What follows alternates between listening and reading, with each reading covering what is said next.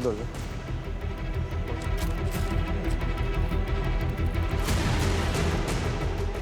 Sir sir ये देखिए blood mark.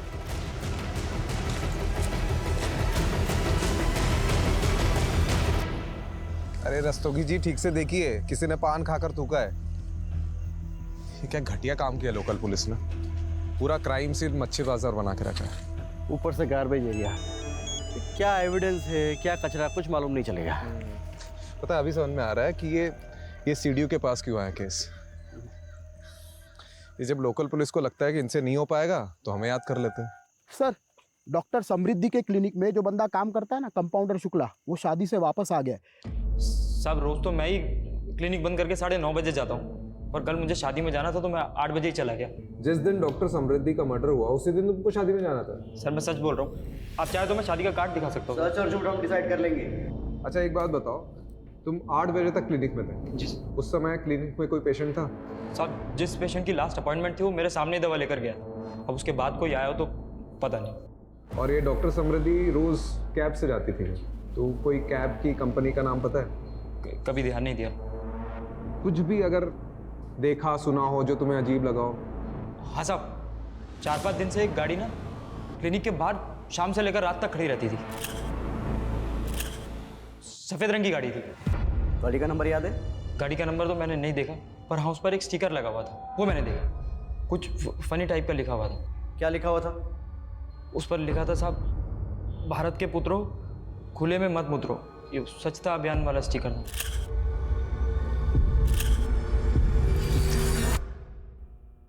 लड़की की लाश भले ही सुबह 7 मार्च को मिली थी, पर इसकी मौत 7-8 घंटे पहले तकरीबन 9-10 बजे हुई थी। इसकी जैगुलर वेन पे किसी ने मेडिकल प्रिसीजन से वार किया, मतलब जिसने भी ये किया है वो पहले मेडिकल बैकग्राउंड में था।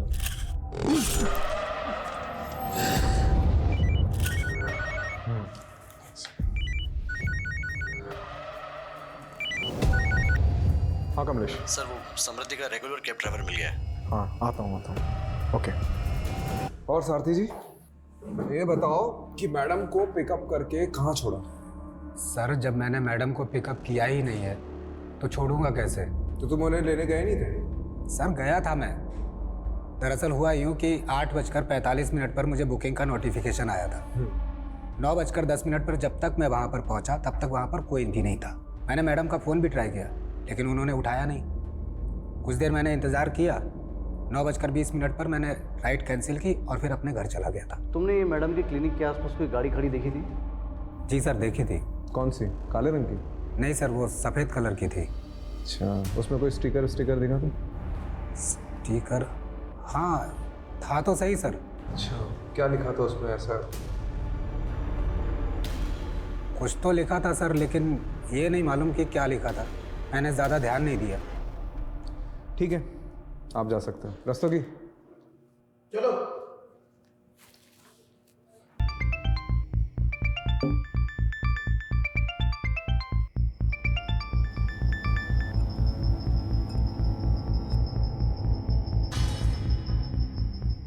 ये समृद्धि के फिक्स डिपॉजिट के पेपर नहीं मिल। ये किसे घंटे पे घंटे बजाए जा रहे हो? तुम्हारे दमाद को मिला रहा हूँ मैं। क्यों उसका फोन भी ऑफ आ रहा है? समृद्धि ठीक कहती थी, इन बाप बेटों पे ना हमें भरोसा ही नहीं करना चाहिए था। यार तुम बैठो मैं बीपी की गोली लाती हूँ, कहीं फट मत जाना आगो बुला होके।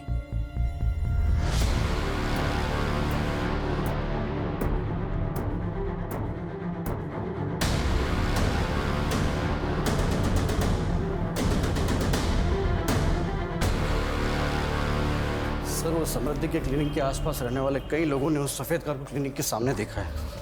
इसका मतलब सफ़ेद कार सच में? और सर वो जो स्टिकर जिस पे लिखा था कि देश के पुत्रों यहाँ न उतरो, वो नजफगढ़ में लोकेट हुआ है। सर मेरा नाम विनम्र चौधरी, मैं यहाँ कैब मैनेजर हूँ सर। ये भारत के पुत्रों खुले में न उतरो स्टिकर वाली सफ़ेद कार आपकी है? जी सर, मेरी सारी गाड़ियों पे यही स्टिकर है। वारदात की रात आप और आपकी कार कहाँ थे? मैं घर पे ही था सर, टीवी देख रहा था। गाड़ी भी पार्किंग में पार्क थी। तुम्हारा ड्राइवर तो बोल रहा था कि गाड़ी वहां नहीं थी। अच्छा हाँ सर याद आया, सही कहा उसने। दरअसल गाड़ी उस दिन कहीं और पार्क थी। किधर पार्क थी? अब उतना तो याद नहीं सर, दरअसल इतनी गाड़ियां हैं, कौन सी गाड़ी कब कहाँ पार्क कर दी मैं कौन याद रखता है सर। चलो तुम्हारी पार्किंग अब जेल में कर दी। सर मैंने कुछ नहीं किया सर। Sir please. हाँ सर, ये ड्राइवर वाला ब्लफ सही था। डिडक्शन बोलते हैं इसे। बता कहाँ था उस रात को? सर गर्लफ्रेंड के साथ। किसकी? मेरी सर, गर्लफ्रेंड के साथ था इसलिए मैंने आप लोगों को झूठ बोला था। कमलेश एक काम कर, उसको वहां पे टांग दे, तब इसका दिमाग ठिकाने आएगा।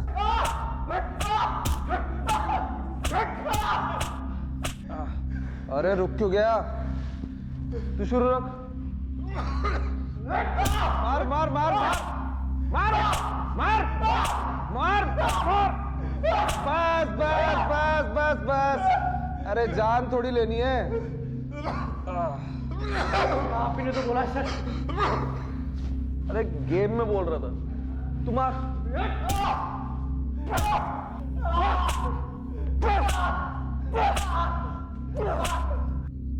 कितना मार खाएगा बोल दे। ओ हैंगिंग गार्डन। 6 मार्च की रात को किधर था? बोल। हैं? दरिया। क्या? दरिया। दरिया में क्या डुबकी लगा रहा था? दरियागंज। दरियागंज में किधर? मीना के पास है। ये मीना कौन है? हाँ? मेरी गर्लफ्रेंड है सर। रोज रोज अलग अलग राह गलाप रहा है। कभी बोल रहा है घर पर था, कभी गर्लफ्रेंड के साथ था। क्या करे सर इसका? रॉकेट लॉन्चर से उड़ा दे। क्या? अरे गेम में बोल रहा था, तो शुरू रख।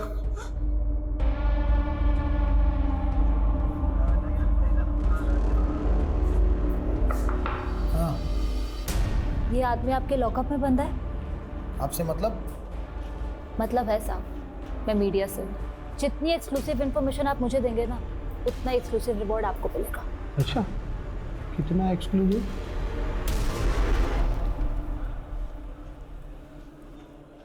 ओ मैडम, ये रखिए, जेल के अंदर डाल दूंगा, वो भी एक्सक्लूसिव, समझे? ये बिमला। अच्छा,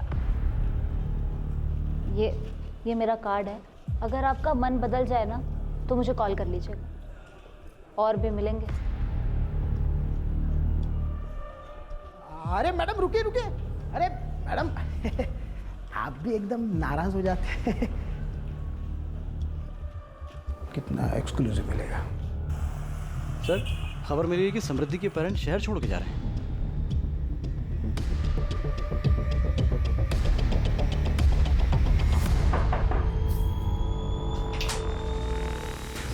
आवे टैक्सी। किधर जा रहे हो भाई? अब जब हमारी समृद्धि ही नहीं रही तो हम यहाँ रहकर क्या करेंगे? हम वापस अपने शहर लखनऊ जा रहे हैं। चले आना लखनऊ, लेकिन उसके पहले समृद्धि के बारे में तो कुछ बता दीजिए। चलिए अभी बैठ के बात करते हैं। सर एक्चुअली ट्रेन लेट हो रही है हमारी। वो ट्रेन का टाइम हो रहा है सर। सर वो हम यूपी के रहने वाले हैं और समृद्धि की पढ़ाई लखनऊ से हुई थी। उसके बाद उसकी जॉब लग गई चंडीगढ़ में। उसने जब जॉब छोड़ी वहाँ से तो हम लोग यहाँ दिल्ली आ गए और यहाँ उसने अपना क्लिनिक खोल लिया था। तो ये तो होगी प्रोफेशनल लाइफ। अब पर्सनल लाइफ के बारे में, कोई बॉयफ्रेंड? अभी तो फिलहाल ऐसा कुछ नहीं था, लेकिन हाँ सर 6 साल पहले जब वो स्टूडेंट थी तो रवि जायसवाल नाम के लड़के से उसका अफेयर हुआ था। और सर हम तो उसके खिलाफ थे, लेकिन पिछले साल उन्होंने शादी भी कर ली और इस साल अलग ही हो गई। तो ये सब बताने के लिए आप मुहूर्त ढूंढ रहे थे क्या? हाँ? दरअसल इनके पिछले हार्ट अटैक के बाद से ये बहुत सारी चीज़ें भूल जाते हैं, और उस दिन मैं भी कुछ बताने की हालत में नहीं थी। कमाल के माँ बाप है ये लोग। पता है आप लोग पहले ऐसे माँ बाप हो जिसे अपनी बेटी के कातिल को ढूंढने की कोई जल्दबाजी नहीं है। हाँ, कोई चिंता ही नहीं है आप लोगों को। Sir calm down please.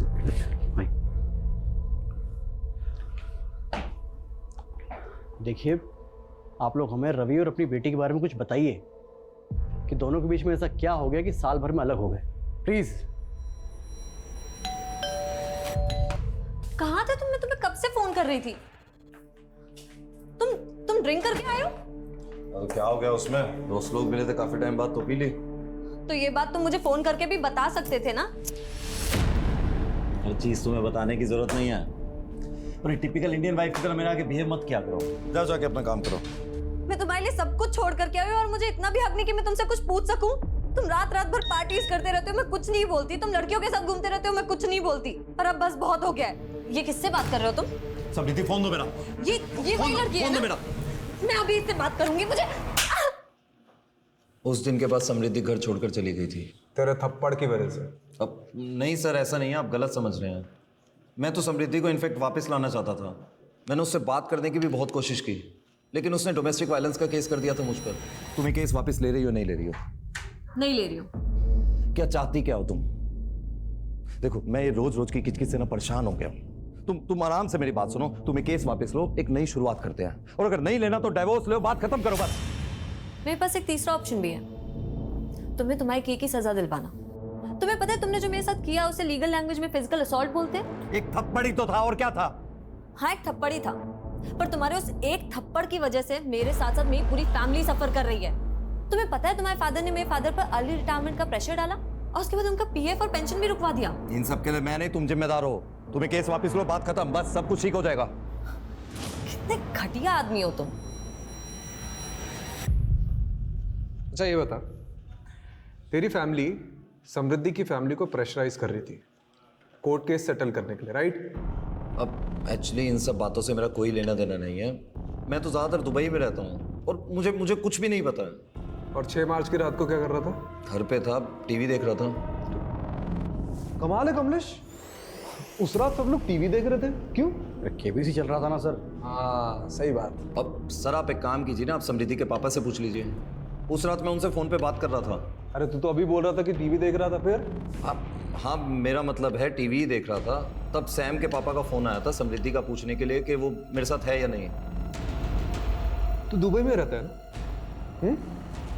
जी बेटा, बिना बताया अगर उड़ा ना तो जिस भी देश में हो पहले तो वहां पे आके डंडा घुसेड़ूंगा और फिर तेरा झंडा बना दूंगा, समझ रहा है?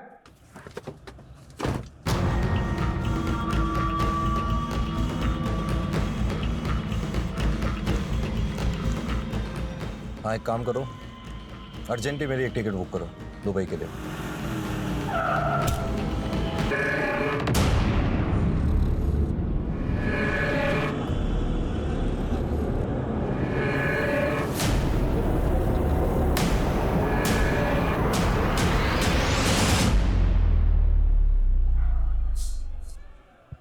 आज की ताज़ा खबर, दिल्ली पुलिस के सीडीओ ने एक आदमी को गिरफ्तार किया है बिना सबूत के।